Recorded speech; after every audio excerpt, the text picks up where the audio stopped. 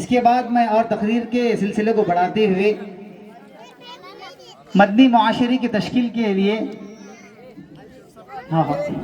ایک بچی کو دعوت دیتا ہوں، مہرین محمد رفیق صاحب، وہ آئے اور اپنی تقریر کو بیان کریں۔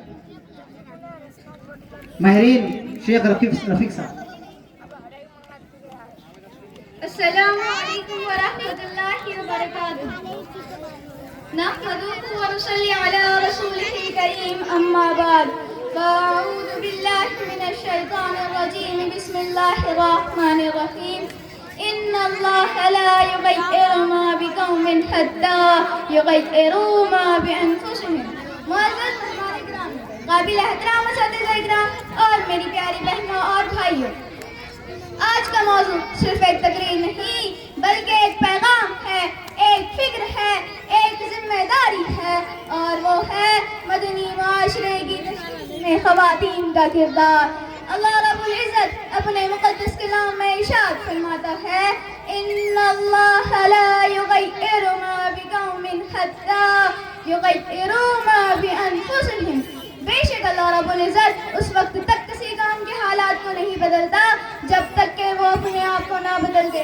اللہ کے حبیب صلی اللہ علیہ وسلم نے فرمایا کلکم راع وکلکم مسئول عن رعیتی، کہ تم سب کے سب ذمہ دار ہو اور تم سے تمہاری ذمہ داریوں کے بارے میں سوال کیا جائے گا۔ والمرأۃ راعیۃ فی بیت زوجہا، اور عورت جو اپنے شوہر کے گھر کی ذمہ دار ہے اس سے اس ذمہ داری کے بارے میں سوال کیا جائے گا۔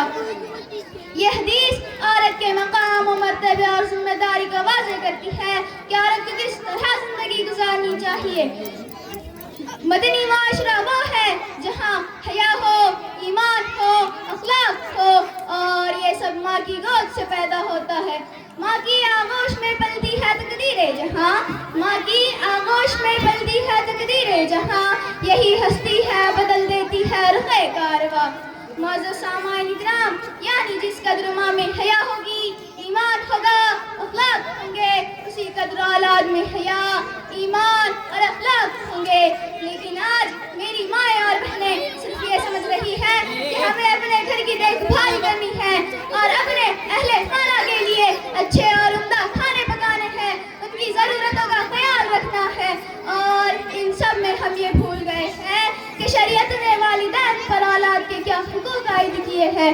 والدین پر اولاد کا سب سے بڑا حق یہ ہے کہ وہ اولاد کو سب سے پہلے اللہ کی پہچان کرائے اور اللہ اور اس کے رسول کی اطاعت کرنا سکھائے، نماز پڑھنا سکھائے اور اللہ کی نافرمانی سے بچائے۔ لیکن ہماری ماں اور بہنوں کے حالات اس کے برعکس ہیں۔ وہ اپنے بچوں کے لیے دنیا اور دنیا کی چیزوں کو ضروری سمجھ رہی ہے اور دنیا کا فیوچر بنانے کے لیے ہر وہ اسباب اختیار کر رہی ہے کہ جس سے اولاد کو دنیا میں کوئی مشکل نہ آئے۔ لیکن اگر ہم تاریخ کے آراق پلٹیں گے تو ہمیں پتہ چلے گا کہ مدینہ منورہ کے پاکستان معاشرے میں خواتین کا کردار کتنا نمایاں تھا اور کس طرح انہوں نے اپنی اولاد کی تربیت کی۔ حضرت عائشہ صدیقہ رضی اللہ تعالیٰ عنہ، حضرت فاطمہ الزہرا رضی اللہ تعالیٰ عنہ، حضرت اسماء بنت ابو بکر رضی اللہ تعالیٰ عنہ نے نبی کریم صلی اللہ علیہ وسلم کی تعلیمات کی روشنی میں مدنی معاشرے کی تشکیل دی اور ایک بڑا اہم رول ادا کیا۔ لیکن آج اگر ہم اپنے معاشرے کو دیکھیں، اپنی خواتین کو دیکھیں تو بے حیائی عام، اخلاق ختم ہو رہے ہیں، دین سے دوری بڑھ رہی ہے۔ نہ ماں میں ہے وہ تربیت، نہ بیٹی میں ہے وہ حیا، نہ ماں میں ہے وہ تربیت، نہ بیٹی میں ہے وہ حیا، اسی لیے بگڑ گیا ہے آج کا ہر ایک سما۔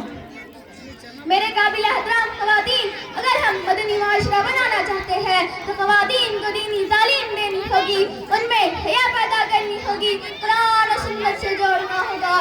یاد رکھو، اگر عورت بگڑ جائے تو پورا معاشرہ بگڑ جاتا ہے۔ عورت ہے تو جنت ہے، عورت ہے تو عزت ہے، عورت اگر بگڑ جائے تو ہر شے میں ذلت ہے۔